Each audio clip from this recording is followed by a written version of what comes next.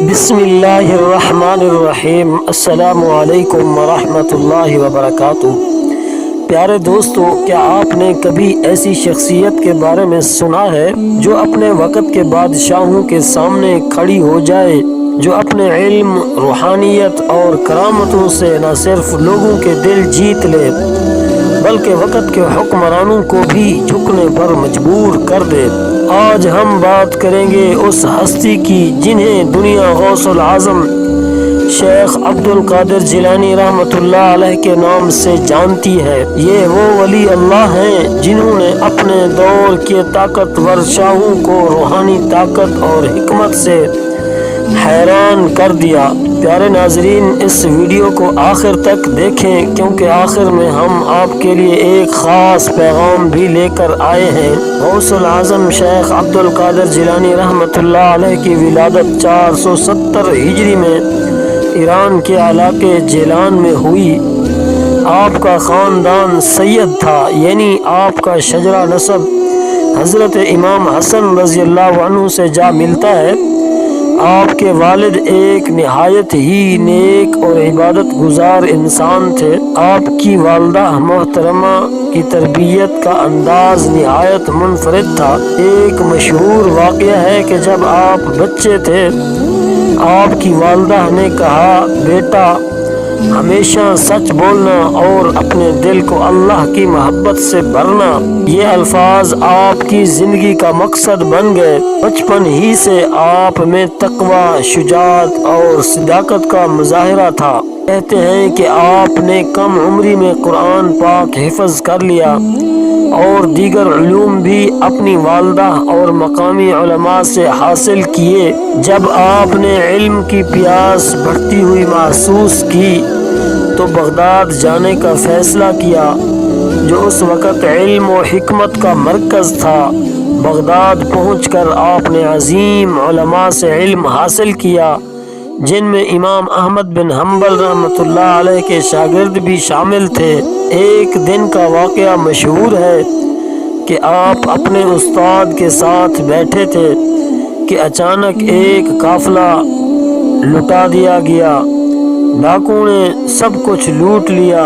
جب وہ آپ کے قریب پہنچے تو انہوں نے آپ سے پوچھا، تمہارے پاس کیا ہے؟ آپ نے سچائی سے جواب دیا، میرے پاس 40 دینار ہیں جو میری والدہ محترمہ نے میری کپڑوں میں سی دیے ہیں۔ یہ سچائی ڈاکوؤں کے سردار کے دل کو بدلنے کا سبب بنی اور اس نے اپنے گناہوں سے توبہ کر لی۔ یہ آپ کی دیانتداری اور حکمت کا ایک مثال تھی۔ جب آپ بغداد میں مشہور ہو گئے تو وقت کے بادشاہوں نے بھی آپ سے ملاقات کے لیے اپنی خواہش ظاہر کی۔ ان حکمرانوں میں وہ بھی شامل تھے جو اپنی طاقت کے نشے میں مست تھے، لیکن جب وہ غوث العظم کے سامنے آئے تو ان کے دل جھک گئے۔ ایک واقعہ مشہور ہے کہ ایک ظالم بادشاہ نے آپ سے کہا، شیخ آپ کی دعا کے تاثیر کے چرچے میں نے بہت سن رکھے ہیں، مجھے اس کا ثبوت دیں۔ آپ نے مسکراتے ہوئے کہا، اگر تمہیں اللہ پر یقین ہے تو اس کے فیصلے کو دیکھو۔ اس لمحے بادشاہ کے دل میں خوف خدا پیدا ہوا اور اس نے اپنے ظلم سے توبہ کر لی۔ غوث العظم کی کرامتوں کا ذکر کیے بغیر ان کی زندگی مکمل نہیں ہوتی۔ آپ کے مشہور کرامتوں میں ایک واقعہ یہ ہے کہ ایک بار ایک دریا عبور کرنا تھا اور کشتی دستیاب نہیں تھی۔ لوگوں نے دیکھا کہ آپ دریا پر چلتے ہوئے پار پہنچ گئے۔ ایک اور واقعہ میں ایک شخص آپ کے پاس آیا اور کہا کہ اس کی زندگی مصیبتوں میں گھری ہوئی ہے۔ آپ نے دعا کی اور اس کی تمام مشکلات ختم ہو گئیں۔ یہ کرامتیں صرف ظاہری نہیں تھیں بلکہ ان کا مقصد لوگوں کو اللہ کی طرف راغب کرنا تھا۔ پیارے ناظرین، حضرت غوث العظم نے ہمیشہ لوگوں کو تقوی، صبر اور اللہ سے محبت کی تعلیم دی۔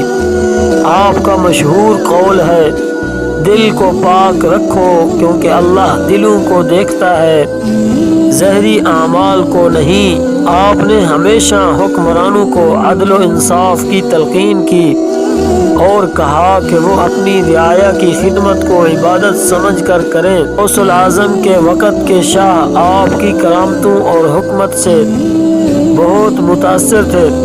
آپ نے کئی حکمرانوں کو ظلم سے روکا اور ان کے دلوں میں اللہ کا خوف پیدا کیا۔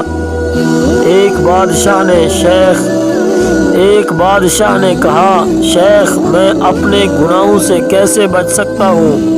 آپ نے جواب دیا، اللہ سے ڈرو اور اس کے بندوں کے حقوق ادا کرو، یہ سب سے بڑا عمل ہے۔ دوستو، غوث الاعظم رحمۃ اللہ علیہ کی زندگی ہم سب کے لیے مشعل راہ ہے۔ ان کی زندگی ہمیں سکھاتی ہے کہ اللہ کی محبت اور تقوی ہی سب سے بڑا خزانہ ہے۔ پیارے ناظرین، ہم دعا کرتے ہیں کہ اللہ تعالیٰ آپ سب کو ایمان کی دولت سے مالا مال کرے اور آپ کی زندگی میں خوشیاں اور برکتیں دے۔ اگر آپ کو یہ ویڈیو پسند آئی ہو تو براہ کرم ہمارے چینل کو سبسکرائب کریں اور ہماری حوصلہ افزائی کریں۔ جزاک اللہ خیرہ۔ اللہ تعالیٰ آپ تمام کا حامی و ناصر ہو۔ ہم آپ کے لیے تہ دل سے دعا گو ہیں اور آپ کے تہ دل سے شکر گزار ہیں۔ اللہ تعالیٰ آپ کو اپنے حفظ و امان میں رکھے۔ ہماری دعائیں آپ کے لیے ہیں۔ آپ سے گزارش ہے کہ ہمیں بھی اپنی دعاؤں میں یاد رکھیں۔ جزاک اللہ خیرہ۔